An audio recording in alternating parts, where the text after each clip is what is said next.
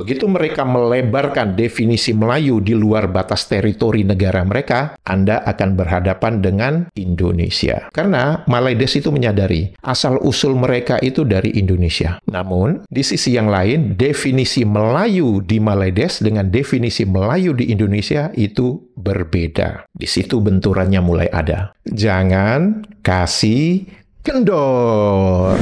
Halo, apa kabar semuanya teman-teman? Semoga kita semua dalam keadaan sehat walafiat. Amin ya robbal alamin. Selamat datang di kanal Bersatu Kita Teguh. Kanal yang berbicara pernak-pernik dan informasi tentang negara dan warganet Malaydes.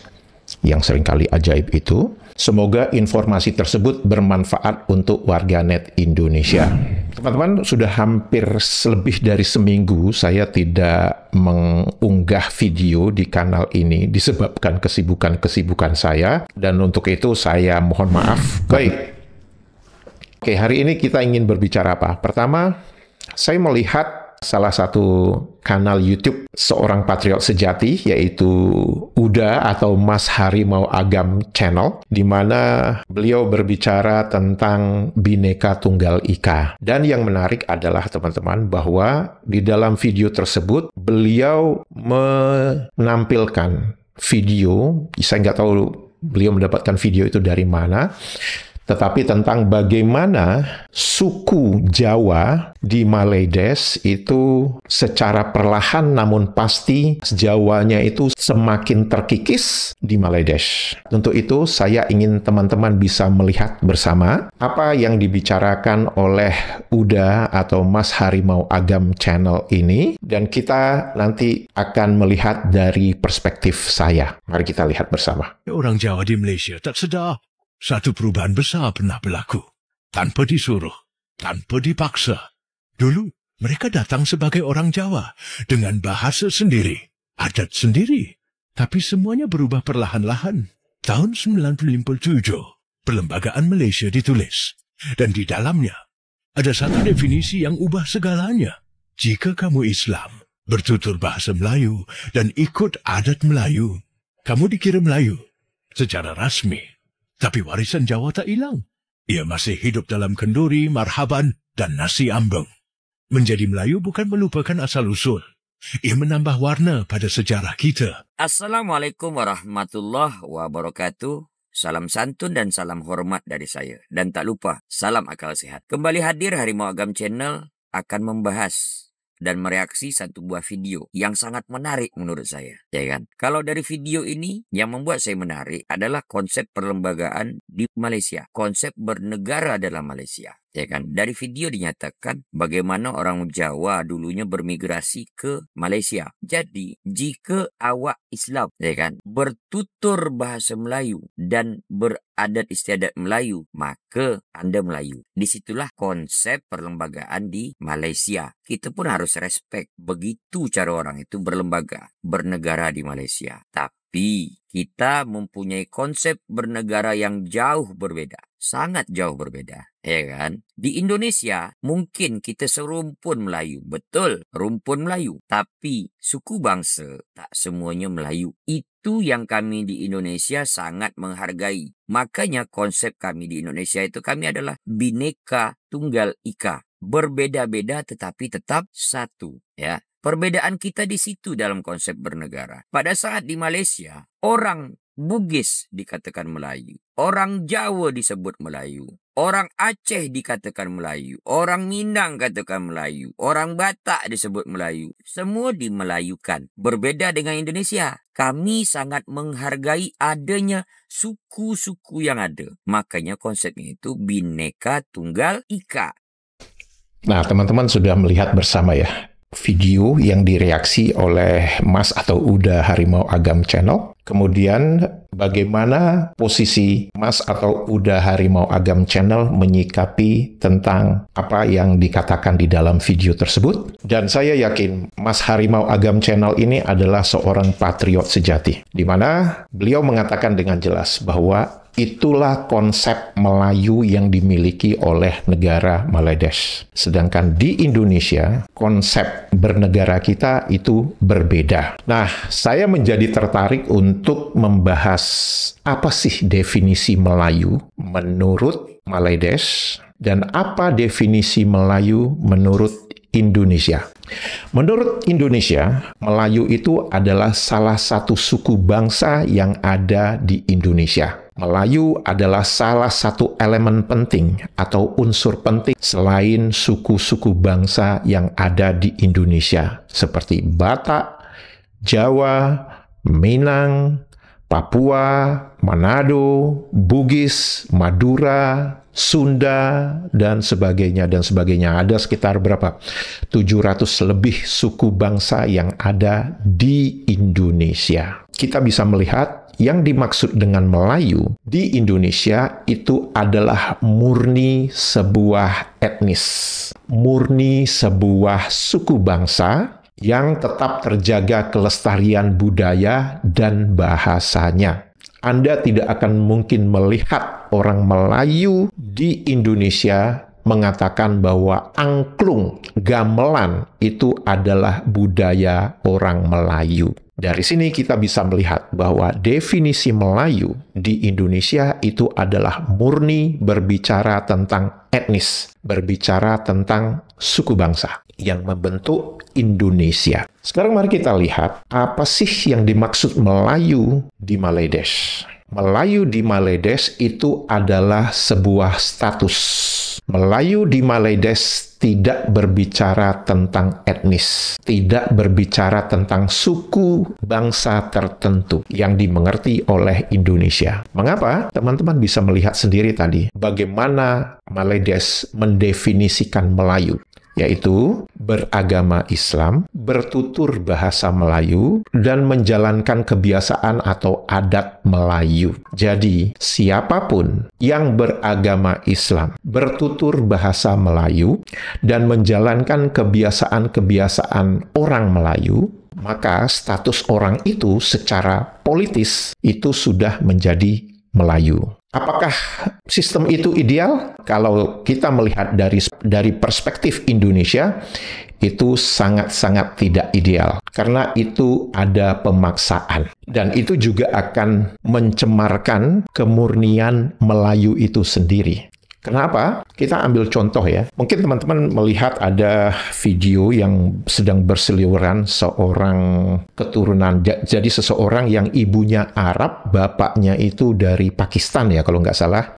Seorang perempuan cantik ya, namanya Amirah Khan.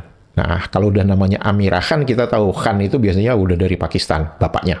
Nah, Amirah Khan ini lahir di Kelantan. Dia bisa berbahasa Melayu, bahkan bisa berbahasa dialek Kelantan, beragama Islam, dan tentu saja dia terbiasa dengan kebiasaan-kebiasaan orang Melayu yang ada di Kelantan. Nah, menurut apa yang tertulis di konstitusi negara Malaydes, maka si Amirah Khan itu dianggap orang Melayu, walaupun ibunya itu dari Arab, bapaknya itu dari Pakistan. Nah, karena itu saya katakan bahwa definisi Melayu di Malaydes itu adalah definisi politis, bukan definisi etnis. Nah, apa yang terjadi? Amirah Khan itu membeberkan bahwa bapak ibunya itu tidak ada Melayu sama sekali. Karena bapaknya itu Pakistan, ibunya Arab. Jadi dia tidak mempunyai darah Melayu. Melayu yang menurut kita, Indonesia, itu adalah sebuah etnis. Namun di Malaydes, dia sudah dianggap Melayu.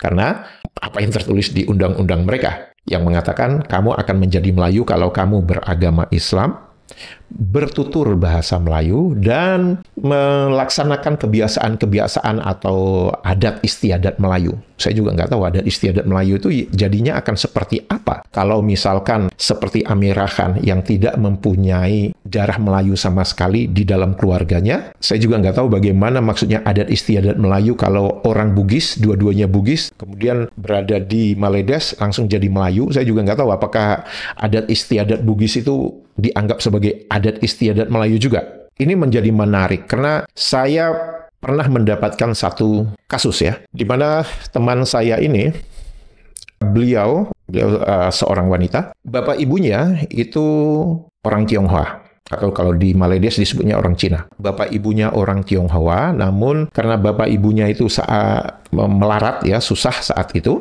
akhirnya teman saya ini diadopsi oleh keluarga Melayu. Jadi betul-betul orang Melayu lah, begitu ya. Begitu diadopsi sebagai anak, maka namanya didaftarkan sebagai anak angkat lah, begitu ya. Nah, apa yang terjadi? Begitu teman saya ini membesar dan harus membuat KTP ya, atau IC, itu dia dikategorikan sebagai Melayu. Mengapa?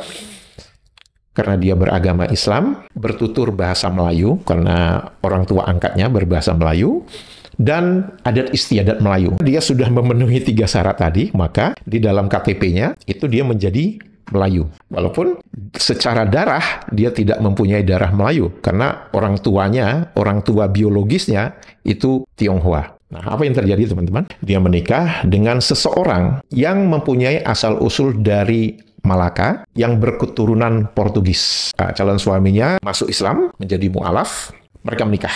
Jadi artinya teman saya yang orang tua biologisnya itu Tionghoa, tapi dibesarkan dalam keluarga angkat Melayu, itu sudah mempunyai KTP Melayu, menikah dengan suaminya orang Malaka yang mempunyai keturunan Portugis, beragama Kristen, kemudian dia mu'alaf menjadi Islam. Ketika mereka menikah, anaknya jadi apa? Ibunya jelas-jelas tidak mempunyai darah Melayu, betul?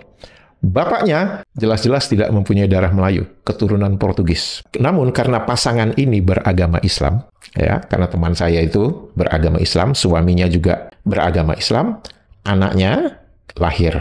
Anaknya menjadi Melayu. Kenapa? Karena dilahirkan dari orang tua yang kedua-duanya Islam, berbicara dalam bahasa Melayu, dan melakukan adat istiadat Melayu. Anaknya menjadi apa? Anaknya menjadi Melayu. Nah, ini adalah sebuah contoh ya, menguatkan definisi saya bahwa Melayu di Maledes itu bukan berbicara tentang etnis, tapi berbicara tentang status politis. Nah, disebabkan fakta-fakta ini, saya jadi tertarik untuk membacakan komentar dari salah satu penonton kanal YouTube ini yang bernama Mas Muhammad Saiful Anam. Beliau menuliskan dari sudut yang berbeda, di mana kalau kita selalu berbicara dalam kejahatan kemanusiaan itu kan ada namanya genosida ya. Nah, Mas Muhammad Saiful Anam itu berbicara tentang etnosida, etnoside.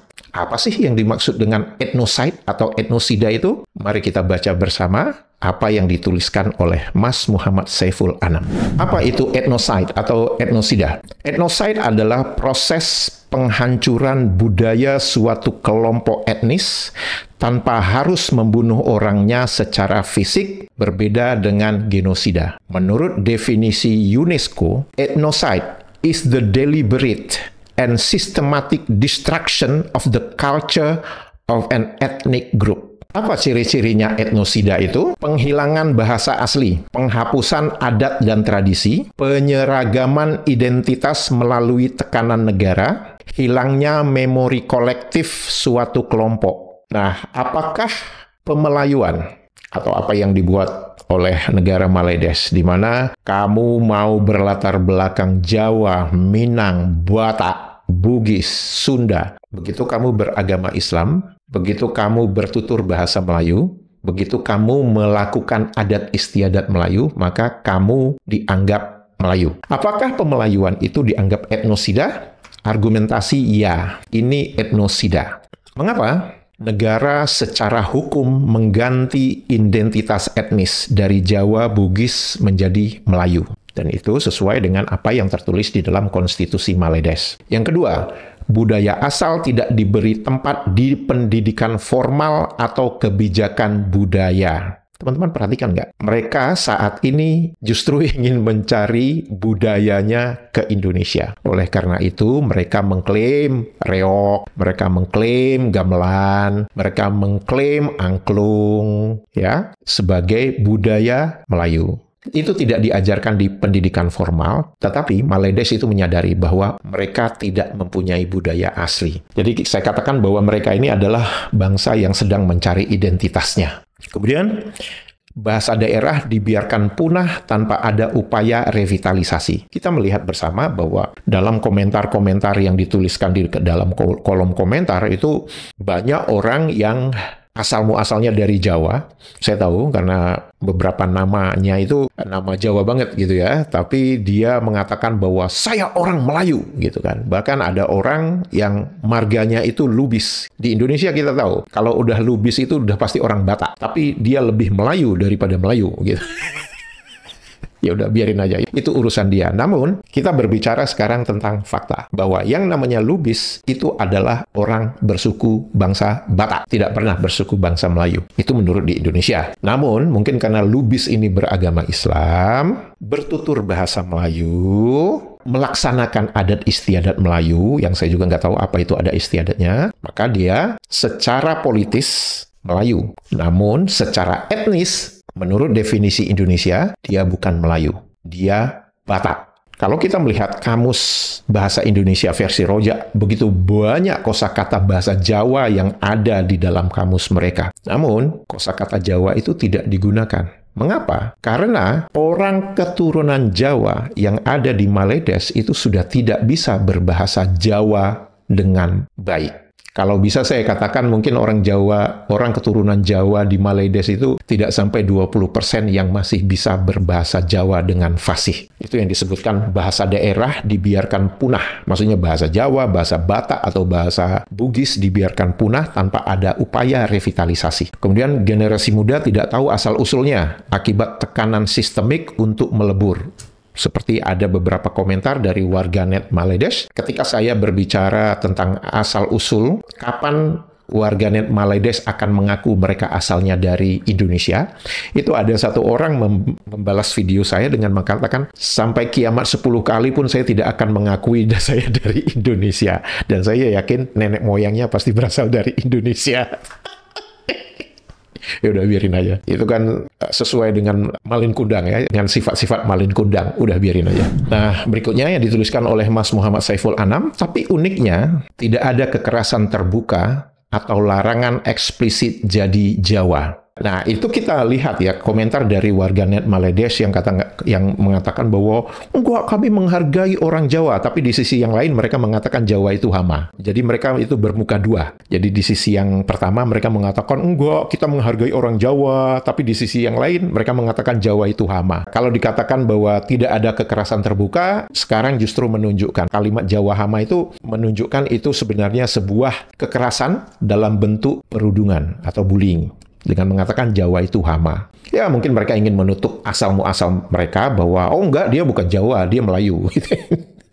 Kemudian asimilasi dilakukan melalui insentif ekonomi dan sosial, bukan represi brutal. Banyak yang sukarela melebur demi status bumi putra atau Melayu, itu untuk mendapatkan apa? Akses beasiswa, untuk mendapatkan pekerjaan lebih mudah, untuk bisa membeli rumah dengan harga yang lebih murah karena bumi putra tadi. Karena di Maledes, kalau kita ingin membeli rumah, itu harganya tidak sama antara bumi putra dengan kamu orang Cina atau orang India. Itu tidak sama harganya. Yang jelas, harga rumah akan lebih murah untuk orang yang berstatus bumi putra. Jadi, ini yang disebut ethnocide yang lembut. Jadi, tidak dengan cara represif. Ini bisa dikatakan soft ethnocide atau silent ethnocide. Negara tidak membunuh tubuh etnisnya, tapi menghapus memorinya. Identitas Jawa, Bugis, dan sebagainya tidak dilarang, tapi tidak dianggap penting. Karena apa? Yang lebih penting itu adalah Melayunya. Karena di dalam konstitusi negara Maledes, Melayu itu adalah bumi putra. Dan begitu bumi putra, kamu akan mendapat keistimewaan untuk bisa mendapatkan beasiswa, akses pendidikan yang lebih baik, bisa mendapatkan akses pekerjaan yang lebih luas, kemudian bisa membeli rumah dengan harga yang lebih murah. Jadi mereka diiming-imingi dengan cara seperti itu. Nah, apa yang terjadi sekarang teman-teman? Saya yakin kita warga negara Indonesia bisa menjadi tetangga yang baik. Apa yang saya sebutkan tetangga yang baik? Karena kita menghargai, kalau memang itulah konstitusi yang ditulis oleh Maledes, ya silakan saja. Kalau itulah yang dimaksud dengan definisi Melayu di negara Maledes, yang dimana definisinya harus beragama Islam, bertutur bahasa Melayu, menjalankan adat istiadat Melayu, itu semua dianggap Melayu, dan itu adalah definisi politis, bukan definisi etnis. Ya silakan saja. Saya yakin kita warga Indonesia menghargai itu. Karena apa? Ya udah, itu konstitusimu, terserah gitu. Namun akan menjadi masalah ketika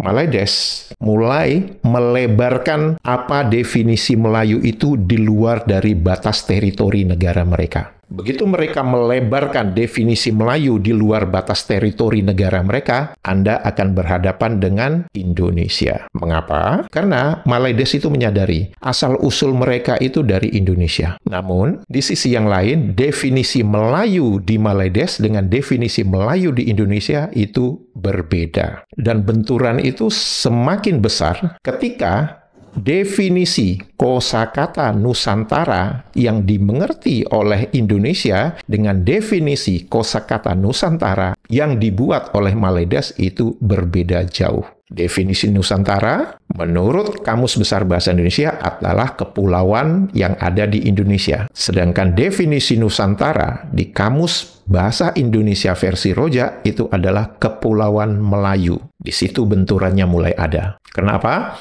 Malaydes mencoba melebarkan definisi Melayu, status politis, ke Indonesia. Diperparah lagi dengan klaim-klaim yang dilakukan oleh Malaydes, mulai dari Candi Borobudur, Gunung Padang, gamelan, angklung, reok, tari tortor, dan semua kuliner dan budaya yang ada di Indonesia itu ingin diambil sebagai budaya Malaydes. Apakah menurut Malaydes Indonesia akan diam saja melihat seperti itu? Tentu saja tidak, karena kalian itu adalah antitesis dari Indonesia. Definisi Melayu kalian itu berbeda dengan definisi Melayu yang ada di Indonesia. Dan ketika Anda mencoba memaksakan definisi Melayu menurut Malaydes ke Indonesia, ya udah, Anda siap-siap saja menghadapi perlawanan dari Indonesia. Jadi kalau warga Malaydes mengatakan, kenapa ya Indonesia ini suka bergaduh? Enggak, Indonesia enggak suka bergaduh. Kalian bicara tentang Melayu yang menurut definisi kalian bisa bicara nggak di dalam negara kalian saja. Jangan coba-coba klaim apapun yang ada di Indonesia. Kalau kalian bisa melakukan itu, saya yakin tidak akan ada pergaduhan antara Indonesia dan Malaysia. Orang Indonesia ini suka bergaduh? Enggak. Karena kalian yang mulai. Lo jual, gue beli. Kalau tidak mungkin ada asap, kalau tidak ada api. Betul kan? Jadi kalian yang memulai. Bahkan dari segi bahasa, ada berapa banyak kosakata bahasa Indonesia, dan semua unsur-unsur yang ada di Indonesia kalian masukkan di dalam kamus kalian. Dan kalian dengan tanpa malunya mengatakan bahwa bahasa Melayu itu adalah bahasa utama yang dipertuturkan di Indonesia. Dan menurut saya, itu adalah menyerang kedaulatan negara Indonesia. Lantas Anda berpikir dengan pernyataan itu, Indonesia akan diam saja? Tidak. Anda melakukan kesalahan yang fatal. Teman-teman, jika video ini informatif dan bermanfaat untuk teman-teman semua, jangan lupa jempolnya dan komentarnya. Untuk itu saya mengucapkan terima kasih. Siapa kita? Indonesia!